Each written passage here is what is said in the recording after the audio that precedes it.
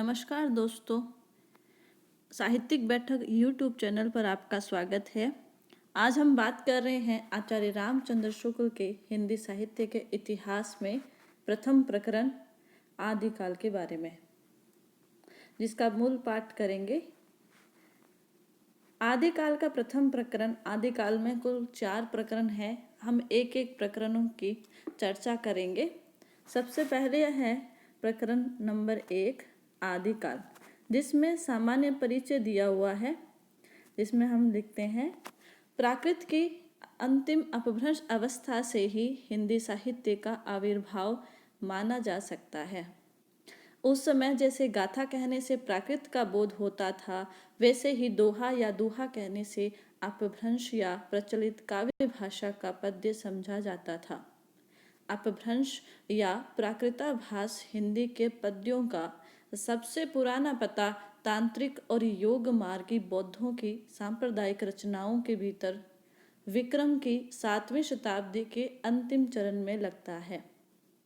ये बहुत महत्वपूर्ण पंक्तियां हैं जो आपको अंडरलाइन नजर आ रही है। जब भी आप पढ़ेंगे इन पंक्तियों को आप बहुत महत्वपूर्ण माने, क्योंकि ये किसी न किसी परीक्षा में पूछी जाती है। आगे पढ़ती हूँ मैं। मूंज और भोज के समय लगभग 1050 के लगभग ऐसी अपभ्रंश या पुरानी हिंदी का पूरा प्रचार शुद्ध साहित्य या काव्य रचनाओं में भी पाया जाता है।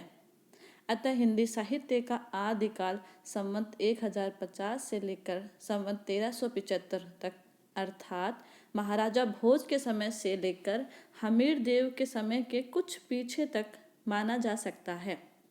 यद्यपि जनश्रुति इस काल का आरंभ और पीछे ले जाती है। संवत 990 में भोज के पूर्व पुरुष राजा मान के सभासद पुष्य नामक किसी बंदी जन का दोहों में एक अलंकार ग्रंथ लिखना बताते हैं, जो कि शिव सिंह सेंगर ने लिखा है। इसका पूरा मतलब ये है कि वो ये मानते हैं कि हिंदी साहित्य का आविर्भाव कब से माना जाना चाहिए। तो ये कहते हैं कि जहाँ पे प्राकृत अपनी अंतिम अवस्था में हो और अपभ्रंश का प्रारंभ हो चुका है, एक तरह से वहाँ से हमें हिंदी साहित्य का आविर्भाव माना जाना चाहिए। और वो जो संवत दिया है वो है 1050। आदिकाल की इस दीर्घ परंपरा के बीच प्रथम 150 वर्ष के भीतर तो रचना की किसी विशेष प्रवृत्ति का निश्चय नहीं होता है।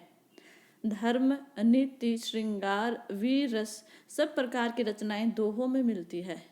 इस अनिर्दिष्ट प्रवृत्ति के उपरांत जब से मुसलमानों की चढ़ाइयों का प्रारंभ होता है, तब से हम हिंदी साहित्य की प्रवृत्ति एक विशेष रूप में बंधती हुई पाते हैं। राजाशित कवि और चारण जिस प्रकार नीति, श्रृंगार आदि के फुटकल दोहे राजसभाओं में सुनाया करते थे, उसी प्रकार अपने आश्रयदाता राजाओं के पराक्रमपूर्ण चरित्रों या गाथाओं का वर्णन भी किया करते थे। यही प्रबंध परंपरा रासों के नाम से पाई जाती है, जिसे लक्ष्य करके इस काल को हमने वीर गाथा काल कहा है। ये बहुत महत्वपूर्ण पंक्तियों का है। अब मैं आपको जिनके बारे में बता रही हूँ। दूसरी बात, इस आदिकाल के संबंध में ध्यान देने की बात है कि इस काल की जो साहित्यिक सामग्री प्राप्त होती है, उसमें कुछ तो असंदिग्ध है, कुछ संदिग्ध है। यानी कुछ में आप संदेह कर सकते हैं, कुछ में आप बिना संदेह के स्वीकार कर सकते हैं। वो आगे बताते हैं कि असंदिग्ध सामग्री जो प्राप्त है, उसकी भाषा अपभ्रंश अर्थात प्राकृताभास हिंदी है। इस अपभ्रंश या प्राकृताभास हिंदी का अभिप्राय यह है कि उस समय की ठीक बोलचाल की भाषा नहीं है जिस समय की इसकी रचनाएं मिलती है। यह उस समय के कवियों की भाषा है। आगे मैं यहाँ से हटा देती हूँ कि कवियों ने काव्य परंपरा के अनुसार साहित्यिक प्राकृत के पुराने शब्द तो लिए ही, वहाँ की विभक्तियाँ, कारक चिह्न, क्रियाओं के रूप आदि भी बहुत कुछ अपने समय के कई 100 वर्ष पुराने रखे हैं। बोलचाल की भाषा घिसघिसाकर बिल्कुल जिस रूप में आ गई थी, सारा वही रूप न लेकर कवि चारण आदि भाषा का बहुत कुछ रूप व्यवहार में लाते थे, जो कि उनसे कई सौ वर्ष पहले की कवि परंपरा में रखती चली आती है। अब आगे बताते हैं कि अपभ्रंश के जो पुराने नमूने हमें पद्यों में मिलते हैं, वे उस काव्य भाषा के हैं जो अपने पुरानेपन के कारण बोलने की भाषा से बहुत दिनों तक, आदिकाल के अंत तक, क्या उसके कुछ पीछे तक पोथियों में चलती रही। विक्रम की 14वीं शताब्दी के मध्य में एक और तो पुरानी परंपरा के कवि, जिसमें उन्होंने शारंगधर का नाम दिया है, कि हमीर की वीरता का वर्णन ऐसी भाषा में करते हैं। हमने भूमिका में ये देखा था कि हमीर रासो जो शारंगधर द्वारा था, वो मूल रूप में हमें प्राप्त नहीं होता है। उसकी कल्पना आचार्य रामचंद्र शुक्ल प्राकृत पिंगल सूत्र नामक ग्रंथ में कुछ छंदों के आधार पर करते हैं। ये उसमें पंक्ति दी हुई है आपको, अपभ्रंश की है ये, तो थोड़ा सा अजीब लग सकती है, बट आपको देखनी है।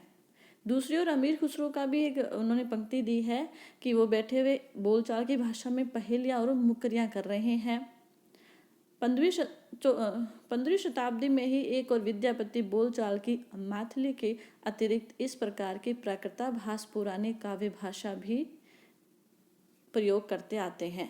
ये बड़ी महत्वपूर्ण पंक्ति है विद्यापति की, परीक्षा में कई बार हूबहू पूछ ली जाती है, आप नोट कर सकते हैं।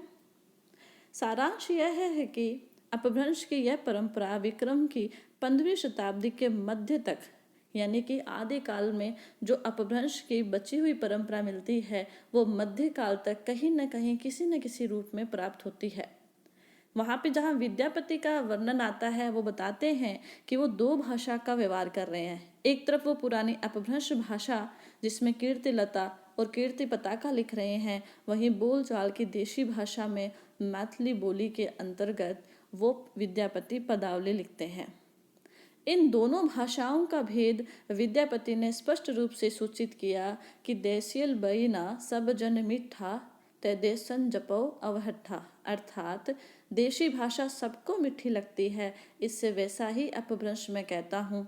विद्यापति ने अपभ्रंश से भिन्न प्रचलित बोलचाल की भाषा को देशी भाषा कहा है, अतः हम भी इस संदर्भ में इस शब्द का प्रयोग कहीं न कहीं आवश्यकतानुसार करेंगे। यानी जहाँ देशी भाषा का नाम आता है, वो उन्होंने बोलचाल की भाषा को कहा है।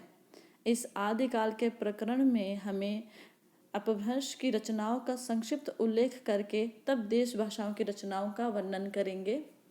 तो आपको इस प्रथम प्रकरण के अंतर्गत जो सबसे महत्वपूर्ण चीज़ है कि उन्होंने अपभ्रंश हिंदी साहित्य का आविर्भाव कहाँ से माना है, वो महत्वपूर्ण है। फिर दूसरी, ये दीर्घ परंपरा के बीच में किन किन प्रकार की रचनाएं मिली, ये महत्वपूर्ण रही है इसके अंतर्गत। और जो नमूने पद्यों में मिलते हैं कुछ एक पंक्तियाँ, ये महत्वपूर्ण हैं। तो आपको इसके अंतर्गत बस इतना ही देखना है। हम आगे बात करेंगे अगले ही विषय में, अगले रूप के